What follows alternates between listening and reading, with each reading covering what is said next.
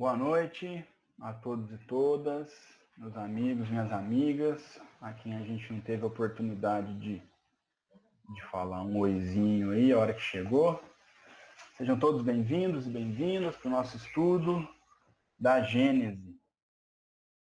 Nós estamos numa mesa redonda em que todos têm o direito e o dever de falar, de opinar, de perguntar, de concordar e de discordar. Nós estamos sentados junto aqui estudando, nós estamos aprendendo em turma. É mais gostoso de aprender, né? Sentar sozinho a gente aprende também, mas trocando umas risadas e olhando um para o outro é muito melhor.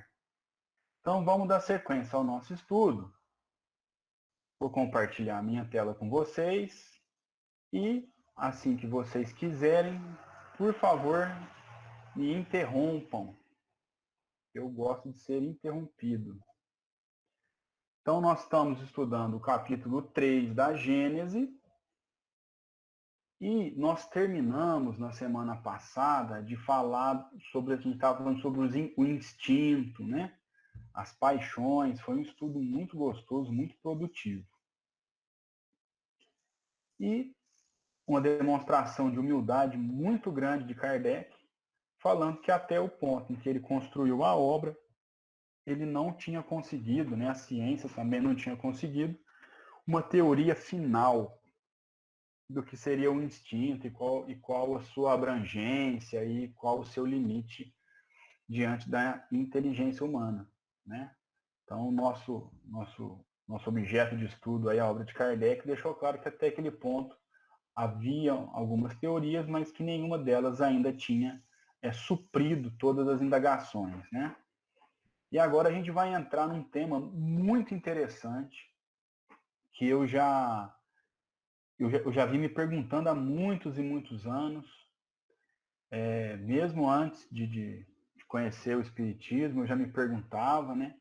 Que é esse tema tão sensível e tão bonito, que é a destruição dos seres vivos uns pelos outros, né? Nós vemos aí na natureza que um animal se alimenta de outro, né? Nós mesmos ainda fazemos isso, pelo menos a maioria de nós. E também, se a gente levar em conta que os vegetais são seres vivos, né? Nós também nos alimentamos deles. Então, o Kardec vai destrinchar essa matéria para que a gente possa entender como é que isso funciona. Mas já adianto, que eu acho que é importante a gente ter isso em mente, que como o Zé Mauro falou na prece, tão bonita que ele fez para abrir a nossa reunião, que nós temos o nosso olhar. O nosso olhar ele é pequeno, né? Diante da bondade de Deus. Então, às vezes, pelo nosso olhar, nós vemos uma tristeza ou algo não muito bonito, mas diante da grandeza divina, tem algo muito maior por trás daquilo lá. Então, já vamos ter isso em mente que vai ajudar a gente a entender o trecho que nós vamos estudar hoje. Então, vamos lá. Destruição dos seres vivos uns pelos outros. Item 20. A destruição recíproca dos seres vivos é, dentre as leis da natureza, uma das que, à primeira vista, menos parecem conciliar-se com a bondade de Deus. De fato, se a gente der uma olhada en passant pela natureza, né, aquela olhada rasa, a gente não consegue ver a bondade de Deus quando a gente vê, por exemplo, como a gente vê na televisão, né, um tigre atacando um filhote de zebra, né? O filhotinho está quietinho lá, bebendo a água dele, a onça vem, o tigre vem, né? O tigre vem e ataca, né? Então, se a gente, através de um olhar raso, a gente não consegue entender onde é que é a bondade nisso. Por quê? Porque a mordida do tigre leva dor àquele outro animal que está sendo comido, né? Leva a desespero, né? Da turma ali, dos outros animais que estão com ele. E, ao mesmo tempo, não nos cabe julgar porque o tigre tem que se alimentar. Então, ele está trabalhando ali a conservação dele, né? Então é difícil, num primeiro momento, num olhar raso, entender onde é que pode haver bondade ali. Mas aí Kardec vai desenvolver para nós. Ó. Pergunta-se por que lhes criou a necessidade de mutuamente se destruírem, para se alimentarem uns à custa dos outros. Então a gente está falando aqui de uma necessidade, né? Para quem apenas vê a matéria e restringe a vida presente à sua visão, há de isso, com efeito, parecer uma imperfeição divina.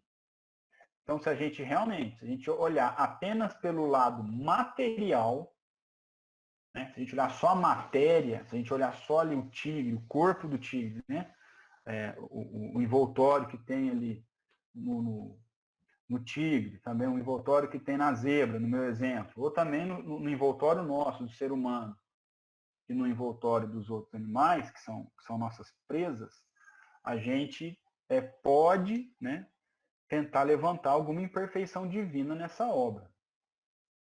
E aí Kardec explica por que a gente faz isso. Ó. É que, em geral, os homens apreciam a perfeição de Deus do ponto de vista humano. E esse aqui talvez seja a maior causa de conflito e de discussão, de problemas que a gente tem. Porque a gente parte do ponto de vista humano para apreciar as coisas. E o ponto de vista humano é muito restrito. O nosso desenvolvimento, tanto intelectual quanto moral, não é suficiente para entender a obra completa de Deus. Né? Então a gente acaba levando para o lado nosso aquilo que é muito infinitamente maior do que nós. Então, em geral, os homens apreciam a perfeição de Deus do ponto de vista humano, medindo-lhe a sabedoria pelo juízo que dela formam. Pensam que Deus não poderia fazer coisa melhor do que eles próprios fariam. E é verdade, né?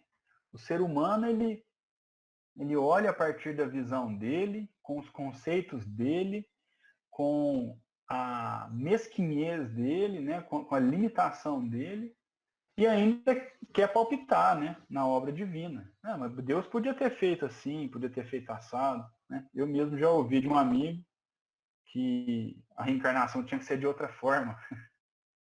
Né? Porque a gente é muito orgulhoso e a gente parte do nosso ponto de vista e faz o julgamento de acordo com o que a gente pensa. Né? Não lhes permitindo a curta visão de que dispõe apreciar o conjunto, não compreendem que um bem real possa decorrer de um mal aparente. Então, o homem, né, o ser humano, tem dificuldade, a partir da sua curta visão, né, que nossa visão é muito limitada, de apreciar o conjunto. Então, é difícil para nós ver que um bem real, um bem de verdade, possa decorrer de um mal aparente. Né? E quando eu li esse trecho aqui mais cedo, quando eu estava preparando, eu lembrei da minha mãe, que é o que a mãe faz com o filho também, o pai, né? Você quer comer o bolo inteiro. E a sua mãe fala, não, você vai comer só um pedaço. E a gente, enquanto criança, dentro da nossa visão menor, da experiência menor, acha que não tem problema comer o bolo inteiro. Mas a mãe, o pai, que tem a visão ampla, que conhece, que já passou por experiências, sabe que aquilo, aparentemente, pode dar certo, mas sabe que no final não vai dar. Então, não estou comparando mãe com Deus, porque a gente sabe que não tem comparação nenhum ser humano com Deus, mas só para a gente entender esse raciocínio de Kardec. Né? Então, Kardec está falando aqui um bem real, um bem de verdade, pode acontecer a partir de um mal aparente, de alguma coisa que pareça mal. Nas nossas reuniões a gente vê, né, nas comunicações, tantas mortes, né, ou acidentes, que num primeiro momento a gente entende, né, não são todos, mas assim, que aparentemente a gente entende como um mal muito grande, mas era parte de um desenvolvimento, de uma coisa muito maior, de uma programação. mas nós aqui, na nossa limitação, nós temos dificuldade de entender isso. E aí Kardec continua. Só o conhecimento do princípio espiritual, considerado em sua verdadeira essência, e o da grande lei de unidade, que constitui a harmonia da criação, pode dar ao homem a chave desse mistério e mostrar-lhe a sabedoria providencial e a harmonia, exatamente onde apenas vê uma anomalia ou uma contradição. Então, é só através do conhecimento do princípio espiritual, é só a partir do conhecimento que o Espiritismo tirou o véu dos nossos olhos. Mostrou para nós que, além da matéria, há um plano espiritual. E é só através do conhecimento desse plano espiritual, né, e a gente entender a grande lei da unidade, né, que tudo está relacionado, os acontecimentos têm um conjunto maior do que a gente vê, né, que a gente só vê uma parte. Tudo isso constitui a harmonia da criação. Então a gente sabe que nós encarnamos e recebemos um corpo, mas é um corpo que se deteriora, um corpo que se estraga, né? E tem um motivo para isso, né? Nós temos que desenvolver a nossa conservação para poder conservar esse corpo. A gente precisa desenvolver a alimentação, tudo para conseguir manter esse corpo vivo. Então, quando a gente tem essa visão maior, a gente entende o porquê que existe a fome, porquê que existem as necessidades. É a grande lei de unidade, né? É uma sabedoria providencial de Deus, né? É providencial, né? Lógico. E aí tende a essa harmonia. Deixa eu só desligar meu telefone aqui rapidinho, vocês me desculpem. Aí, prontinho.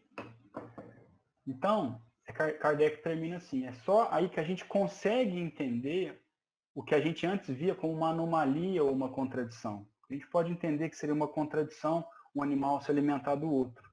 Mas quando a gente entende o todo, quando a gente abre a nossa visão, nós conseguimos entender isso melhor.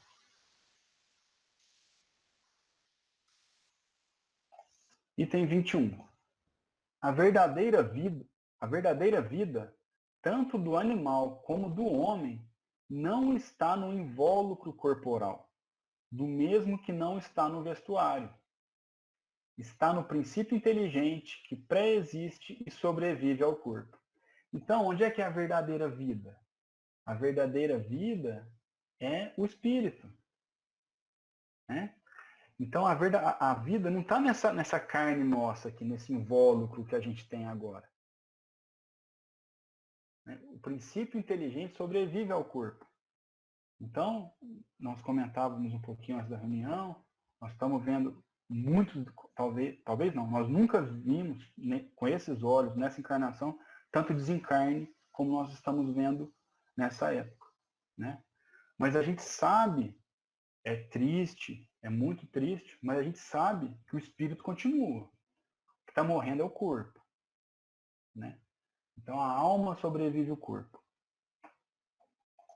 Esse princípio necessita do corpo para se desenvolver pelo trabalho que lhe cumpre realizar sobre a matéria bruta. Esse princípio que ele diz aqui é o princípio inteligente, é o espírito.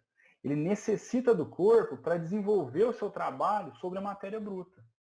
Como é que nós vamos desenvolver a nossa moral? Como é que a gente vai poder fazer o trabalho aqui? A gente precisa dessa matéria. É um corpo que hoje, nosso corpo é muito pesado.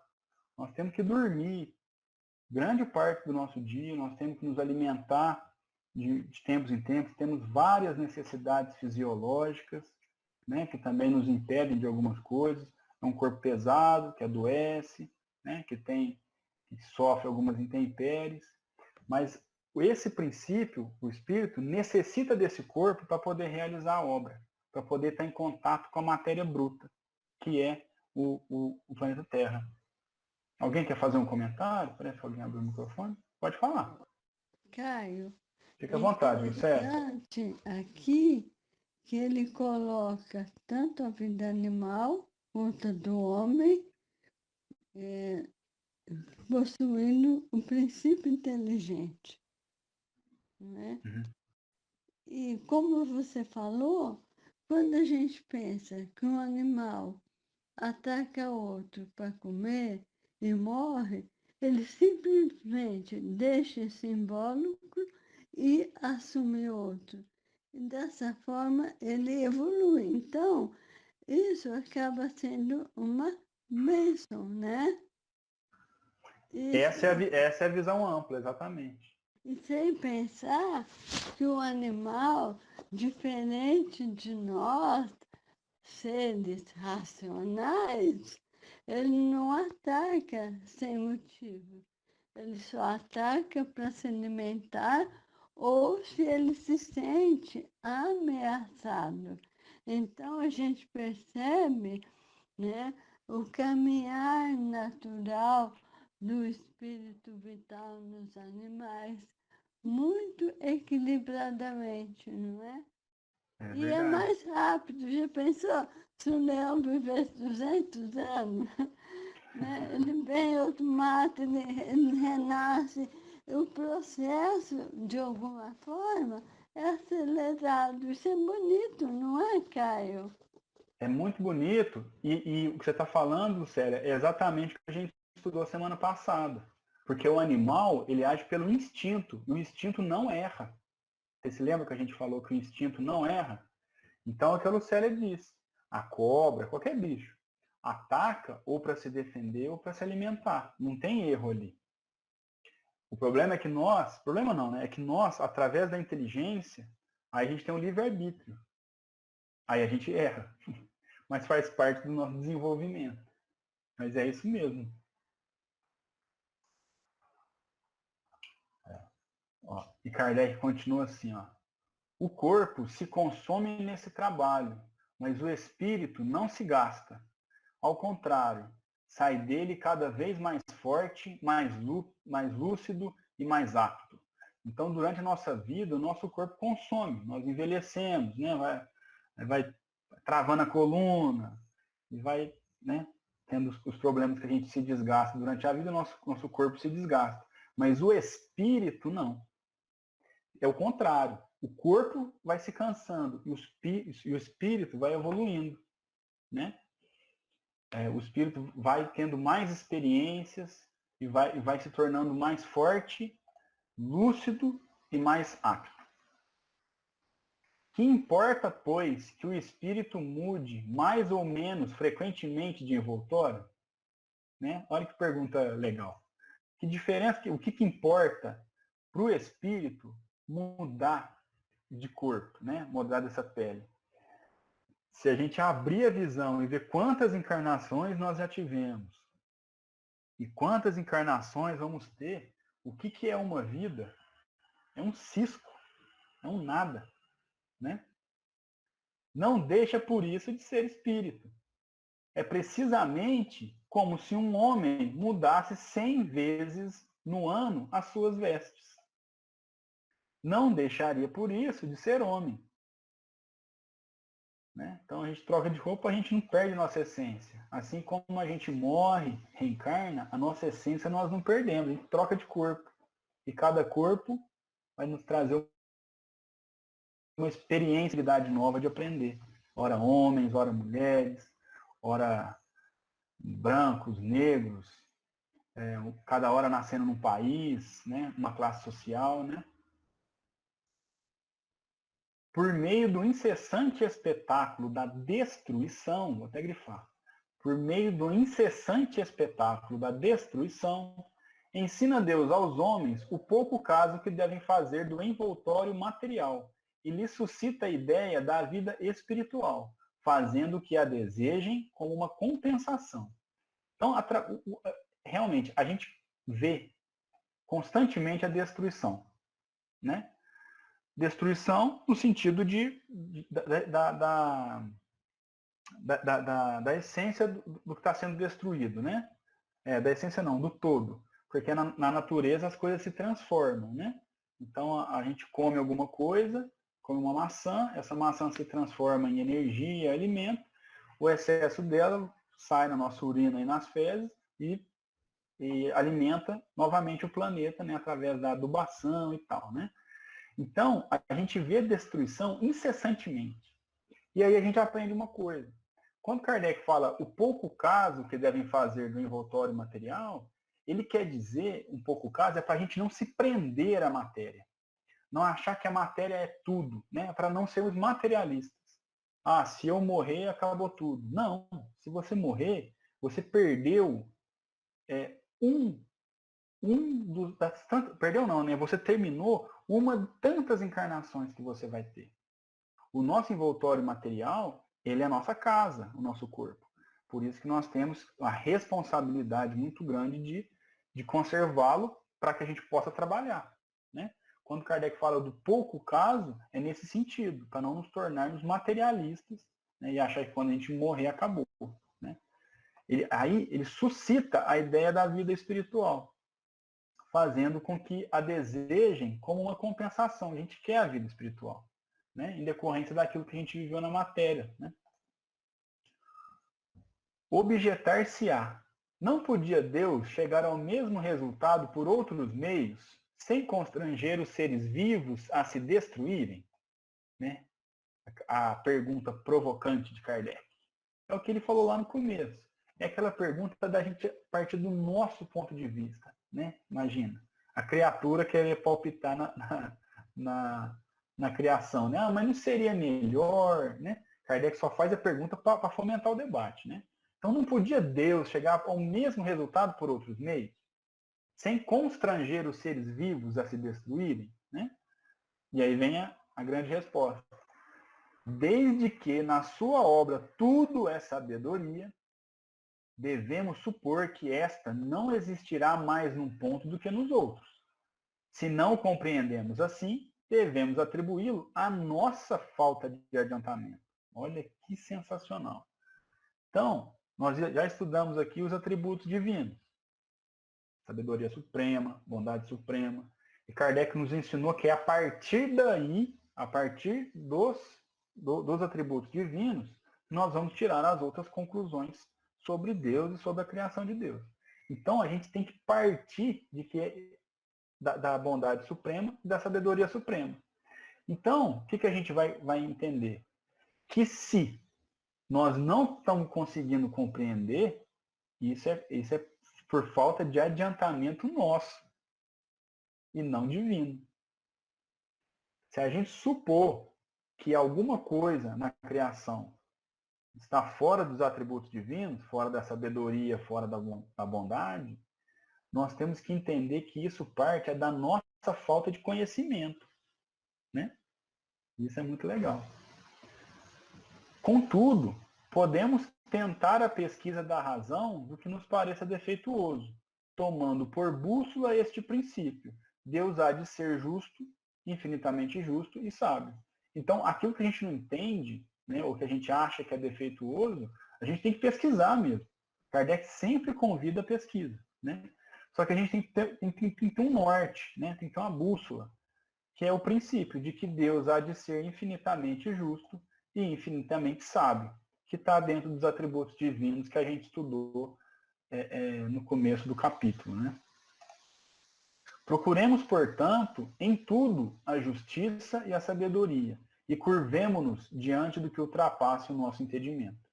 Então, ao analisar as obras de Deus, a gente tem que tomar tudo por justo e sábio, para a gente poder realmente compreendê-la. E aquilo que ultrapassar o nosso entendimento, nós temos que ter humildade e continuar buscando conhecimento para um dia entender aquilo que a gente não consegue compreender ainda. Item 22. Uma primeira utilidade que se apresenta de tal destruição, utilidade sem dúvida puramente física, é esta: os corpos orgânicos só se conservam com o auxílio das matérias orgânicas, matérias que só elas contêm os elementos nutritivos necessários à transformação deles. Então, a primeira utilidade que se vê, né, dessa destruição dos seres, né, é que é uma questão física, que é um corpo orgânico só consegue, através de matérias orgânicas, se nutrir.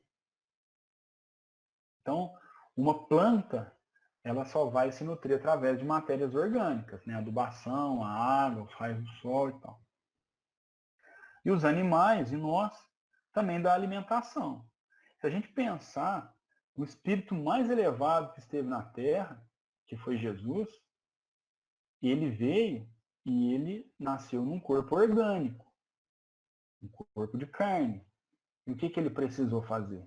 Ele precisou se alimentar também, porque é uma questão física. Então, Jesus bebia água, né? Jesus comia, dormia e tinha as necessidades fisiológicas. Por isso é uma condição do nosso corpo, né?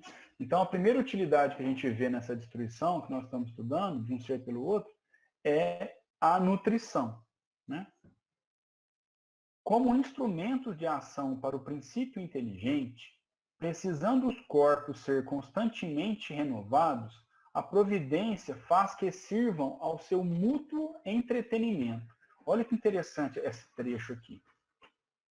Então, como instrumento para o princípio inteligente, os corpos, né, precisando ser renovados, ele faz com que a gente sirva de mútuo entretenimento, um ser se alimentando do outro. Ó. Eis porque os seres se nutrem um dos outros. Um vai precisar do outro para fazer alimentação. A gente tem a nossa cadeia alimentar, né, que a gente estuda na escola lá. Mas então, é o corpo que se nutre do corpo, sem que o espírito se aniquile ou altere. Então, dentro da lógica divina, nós temos que um corpo se alimenta do outro, mas o espírito mantém. O espírito não é aniquilado e o espírito não se altera por isso. Fica apenas despojado do seu envoltório. Aquele que faleceu, né, que desencarnou por conta dessa nutrição, ele fica despojado do seu envoltório. Ó, há também considerações morais de ordem elevada. É necessária a luta para o desenvolvimento do espírito. Na luta é que ele, o espírito, exercita suas faculdades. O que ataca em busca do alimento e o que se defende para conservar a vida usam de habilidade e inteligência, aumentando em consequência suas forças intelectuais. Olha que genial que isso é.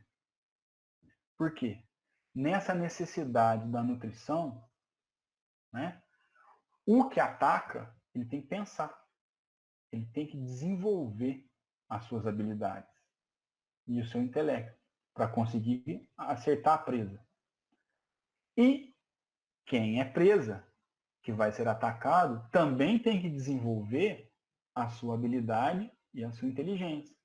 Então, nessa cadeia divina, nós temos uma evolução mútua, o desenvolvimento mútuo. Ó, um dos dois sucumbe, um dos dois vai morrer. Mas, em realidade, que foi o que o mais forte ou o mais destro, né? Destro é habilidoso, né? Então, na realidade, o que o mais forte ou mais destro tirou ao mais fraco? A veste da carne, nada mais. Só a carne, nada mais. Ulteriormente, o espírito que não morreu tomará outra carne, né? Vai nascer de novo. Então, o que perdeu, perde as vestes da carne naquele momento, mas ele continua vivo. Então, esse é um convite para abrirmos a nossa visão, sair dessa visão puramente material e momentânea, né?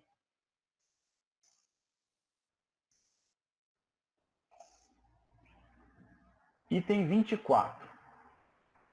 Nos seres inferiores da criação, naqueles a quem ainda falta o senso moral, em os quais a inteligência ainda não substituiu o instinto, a luta não pode ter por móvel senão a satisfação de uma necessidade material.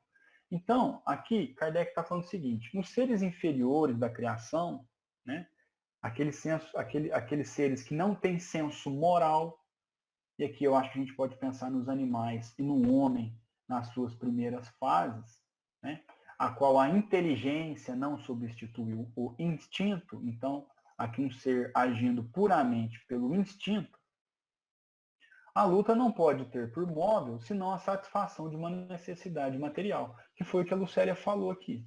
O ser só vai atacar por necessidade, ou para se alimentar, ou para a conservação do próprio corpo. Então, por uma necessidade material. Ora, uma das mais imperiosas dessa necessidade é a alimentação. Eles, pois, lutam unicamente para viver, isto é, para fazer ou defender uma presa, visto que nenhum móvel mais elevado os poderia estimular. Então eles vão fazer o que a gente está dizendo mesmo, ou para se defender ou para atacar. É nesse período que a alma se elabora e ensaia para a vida. Olha aqui a importância de cada fase da encarnação. No homem, há um período de transição em que ele mal se distingue do bruto. A gente pode pensar lá no homem das cavernas, né? Quando a gente ainda estava ali sem ter inteligência quase nenhuma, o instinto nos dominava e a gente era muito bruto, né? Então, ó, nas primeiras idades, domina o instinto animal.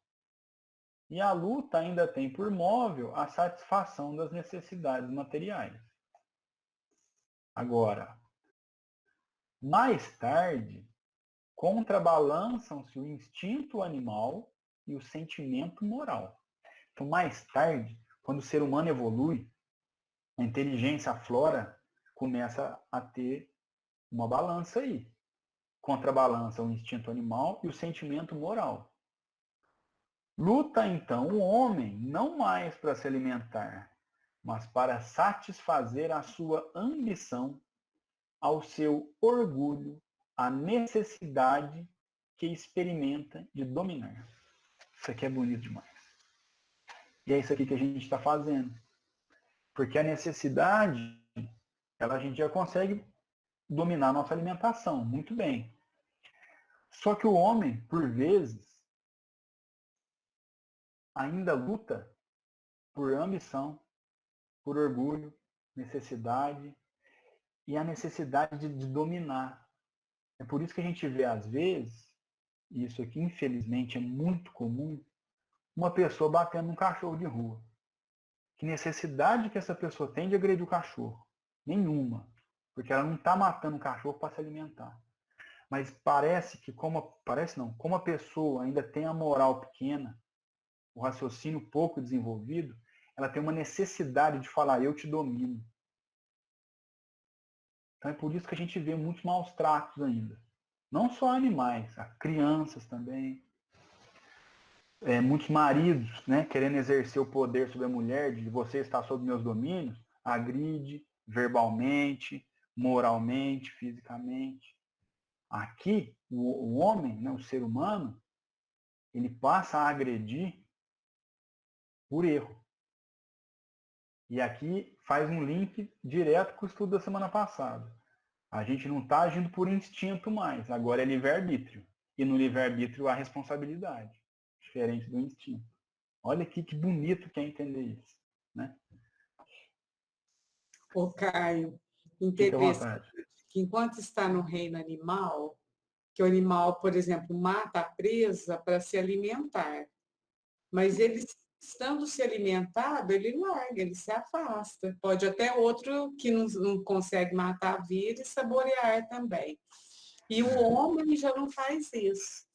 Quer ver? É só observar, vai faltar tal coisa. Por exemplo, vai faltar arroz. Aí aquele que pode, corre lá e enche o seu armazém lá de arroz, enche seus armários de arroz. Quer nem saber se ele comprar 10, 9 pessoas vão ficar sem. Então, onde tem o senso moral, mas não tem moral, deveria ter, mas não tem, a pessoa age assim, né? Nós agimos assim. É a ambição. É isso aí, olha, é bem lembrado. Olha, é muito bonito isso. É bonito que eu digo assim, é bonito a gente entender isso. Porque, gente, quando a gente entende, a gente pode mudar a nossa ação. É isso que eu acho que é bonito. Quando a gente entende alguma coisa, por que que eu faço, por que que eu não faço, a gente fica livre. A gente fica livre para escolher, né? Ô, Caio, Vontade, sério. eu achei algo aqui muito interessante.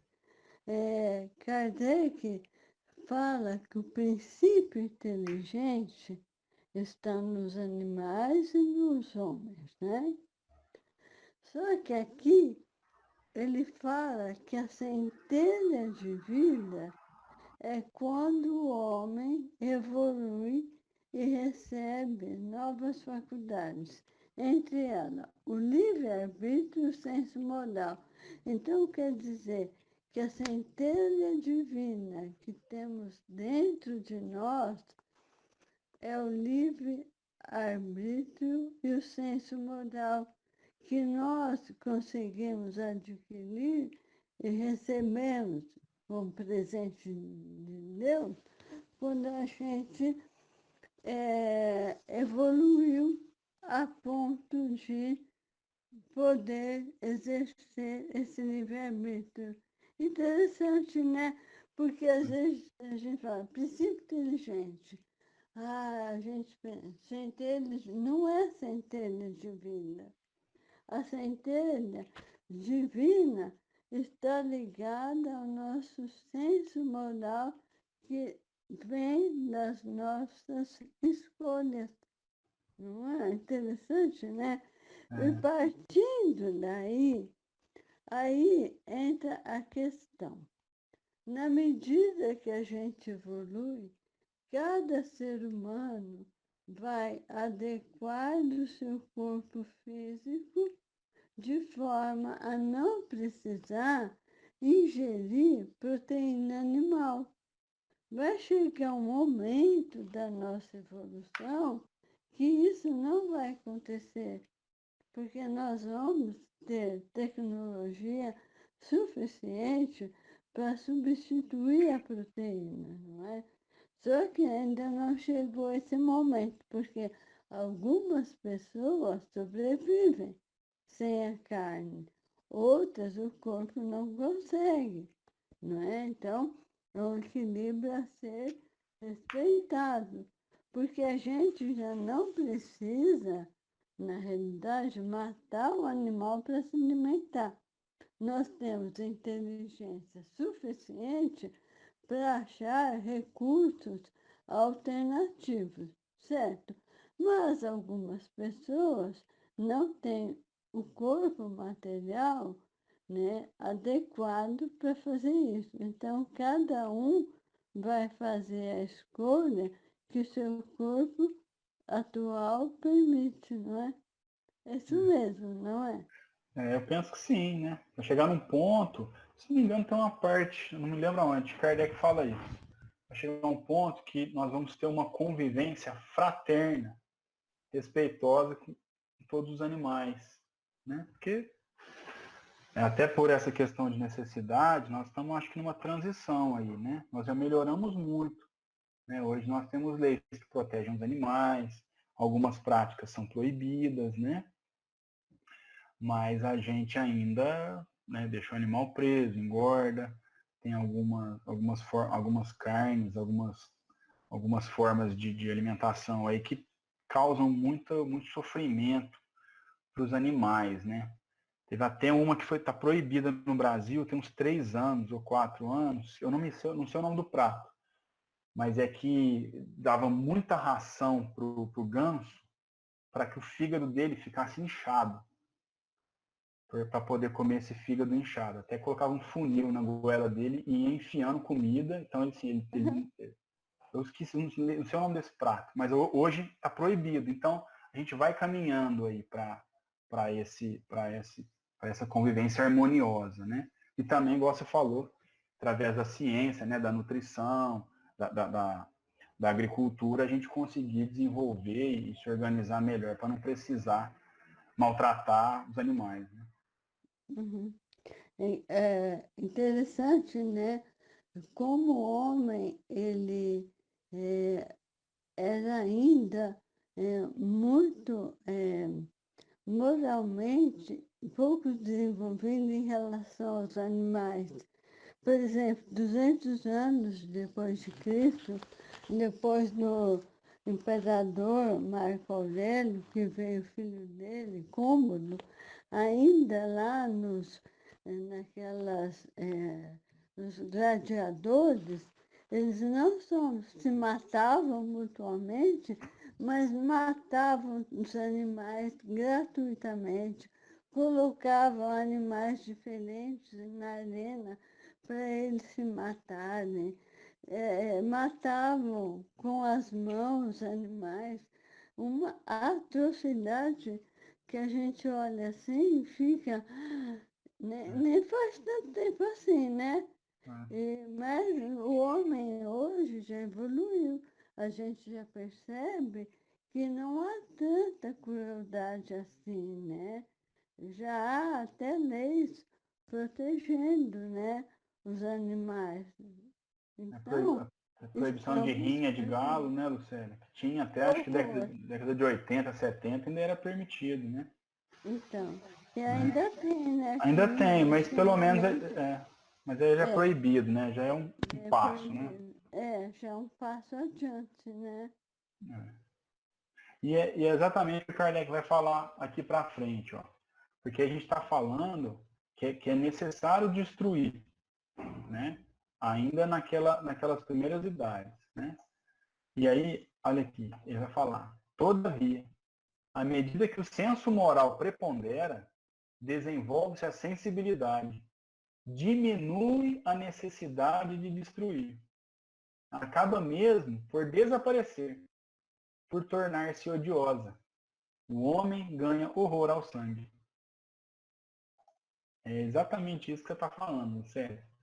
Nós estamos desenvolvendo, então nós já desenvolvemos bastante, ainda vamos desenvolver mais, né? Porque a gente ainda vê algumas coisas aí, torada e tal, mas a gente vai chegar num ponto que a gente vai respeitar de fato os animais como obras divinas, né? E também, Caio, que não ajudou muito foi que a maioria das religiões que se dizem cristãs, elas não acreditam, elas não veem os animais como espíritos em evolução. Eles se acham que o homem é o todo-poderoso do planeta e que os animais estão aqui para nos servirem, né? Então, a noção que o espírita tem de que eles são nossos companheiros de viagem aumenta muito mais essa nossa responsabilidade moral em relação a eles, né? Isso até é um privilégio que a gente tem, não é? Exatamente, para poder entender eles como obra divina também e assim, o Uhum. respeito, né? E aí ele conclui assim, ó: contudo, a luta é sempre necessária ao desenvolvimento do espírito, pois mesmo chegando a esse ponto, né, como quando o homem vai ganhar horror ao sangue, né, que parece culminante, ele ainda está longe de ser perfeito. Só à custa de muita atividade adquire conhecimento, experiência e se despoja dos últimos vestígios de animalidade. Mas nessa ocasião, a luta de sangrenta e brutal que era se torna puramente intelectual. O homem luta contra as dificuldades, não mais contra seus semelhantes. A luta que Kardec está falando, está falando essa questão das necessidades, mas também, como ele citou aqui para cima, o homem começa a lutar, né, não mais para se alimentar, mas para satisfazer a ambição, orgulho, necessidade e tal. Então a gente pode pensar aqui, por exemplo, do homem que explora o homem no trabalho, né, das invasões, né, que hoje já diminuiu muito, mas nós fizemos muitas invasões aqui no Brasil, a gente teve a colonização europeia, né? Então a gente já teve muita escravidão, a escravidão que principalmente teve também com o povo indígena, mas principalmente com os povos africanos. Então, o homem ele vai utilizando-se, né, dessa luta, né, para alimentar a sua ambição, o seu orgulho, a necessidade. Então nós temos que desenvolver mesmo, tanto o nosso intelecto quanto o nosso senso moral, para que a gente pare de lutar não só contra os animais, mas também contra a natureza em si e contra entre nós mesmos, para que a gente consiga uma vida de paz, que a gente que a gente chegue nesse ponto, ó, que a luta seja puramente intelectual, né? A gente fazer o que nós estamos fazendo aqui. Ó, eu acho isso, eu acho aquilo. Então, puramente intelectual. Mas, infelizmente, a gente ainda vê humanos agredindo humanos, seja verbal, moralmente ou fisicamente. Então, a luta nossa, e isso passa pela reforma íntima e pelo desenvolvimento, para a gente chegar num ponto da luta ser puramente intelectual. E a gente vai lutar contra as nossas dificuldades, né? Mas não contra os nossos semelhantes. Né? É o convite do Espiritismo, né? De Cristo em si, levado lá às suas últimas, ao seu fundinho. Né? Eu vou ler aqui só essa nota de rodapé, e aí a gente consegue encerrar o capítulo 3. Olha como é que nós estamos indo bem. Né? Aí depois a gente vai falar da ciência, né? Na Gênesis. Ó. Sem prejulgar das consequências que se possam tirar desse princípio, apenas quisemos demonstrar, mediante essa explicação, que a destruição de uns seres vivos por outros em nada infirma a sabedoria divina e que nas leis da natureza tudo se encadeia. Esse encadeamento forçosamente se quebra desde que se abstraia do princípio espiritual. Muitas questões permanecem insolúveis, por só se levar em conta a matéria. As doutrinas materialistas trazem em si o princípio de sua própria destruição. Tem contra si não só o antagonismo em que se acham com as aspirações da universalidade dos homens e suas consequências morais, que farão, sejam elas repelidas como dissolventes da sociedade, mas também a necessidade que o homem experimenta de se inteirar de tudo o que resulta do progresso. O desenvolvimento intelectual conduz o homem à pesquisa das causas. Ora, por pouco que ele reflita, não tardará a reconhecer a impotência do materialismo para tudo explicar. Como é possível que doutrinas que não satisfazem ao coração, nem a razão, nem a inteligência, que deixam problemáticas as mais vitais questões, venham a prevalecer? O progresso das ideias matará o materialismo, como matou o fanatismo. É isso aí, Kardec só está dando uma explicação aí sobre esse ponto. E aqui também achei legal ele falar que na natureza, as leis da natureza se encadeiam, né? Então a gente tem lá, por exemplo, a cadeia alimentar, né? Então um predador come o outro e é perfeito, né? Até que chega naquele animalzinho que come só a grama e um come o detrito do outro e tal. Quando entra o livre-arbítrio, quando entra a inteligência, a gente quebra essa cadeia alimentar. Porque aí o homem mata o animal para fazer sapato, que não está na cadeia alimentar, né? Mata ou escraviza o animal para satisfação dessas ambições que a gente falou. Então, aí, disso aí sai dessa cadeia divina, né? E aí é responsabilidade nossa. Muito bem, muito bom. Caio. Oi, fica à vontade, Zé. Eu achei uma coisa interessante, não sei se vocês viram esses dias, passou até no Globo Rural uma reportagem, eu achei interessantíssimo, que já existe tudo no Brasil, fazendas, que são verdadeiras empresas, que hoje está optando pelo trabalho, pela atividade orgânica. E mostrou um caso de uma uma empresa, até o proprietário ele foi piloto de Fórmula 1, muito famoso, eu não lembro muito o nome dele, mas ele investiu nessa empresa, ele arrumou um sócio que é agrônomo, e a reportagem foi muito interessante, porque eles investiram em granjas, e a prioridade era ovos orgânicos, né?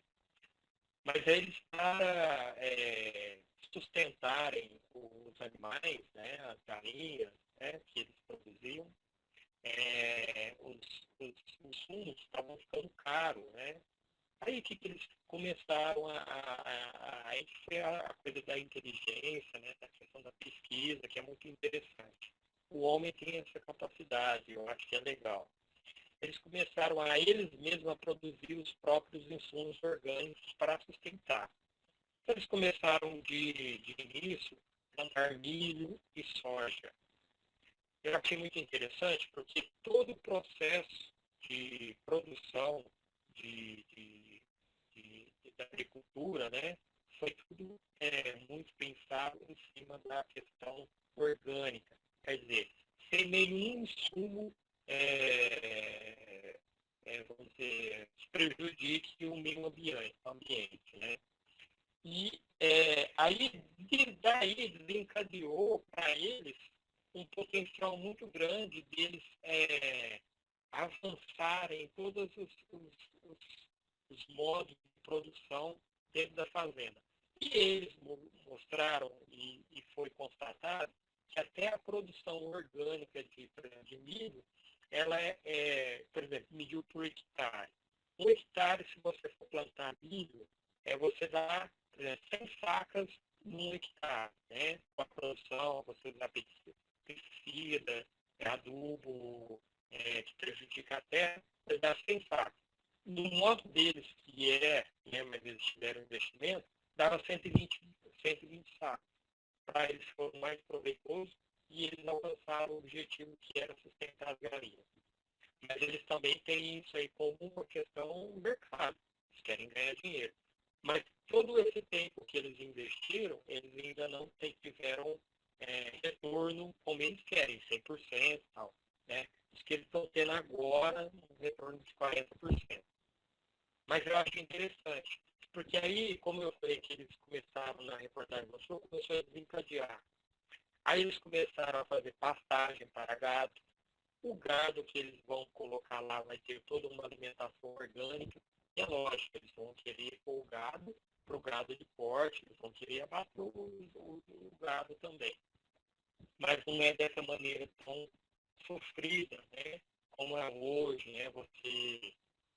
Uma vez eu tive a gente passou rápido dentro de uma fazenda que tem gado para abate.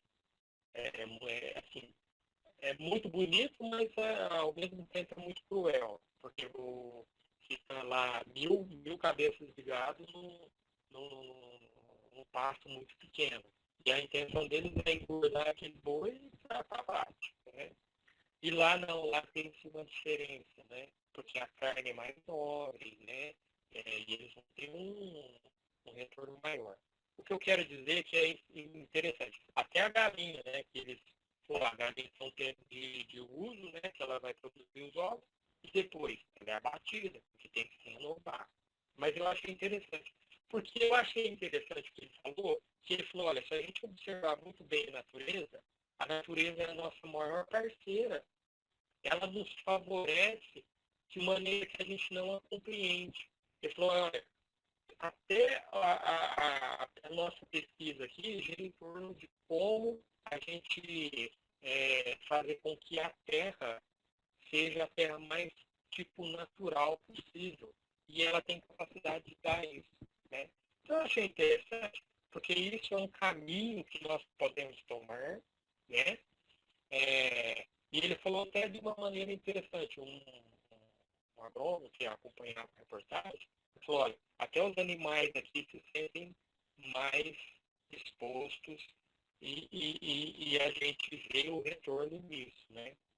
O que eu achei interessante que essa questão da destruição dos seres, né, ela vem modificando com essa questão, com essa nova visão que nós temos.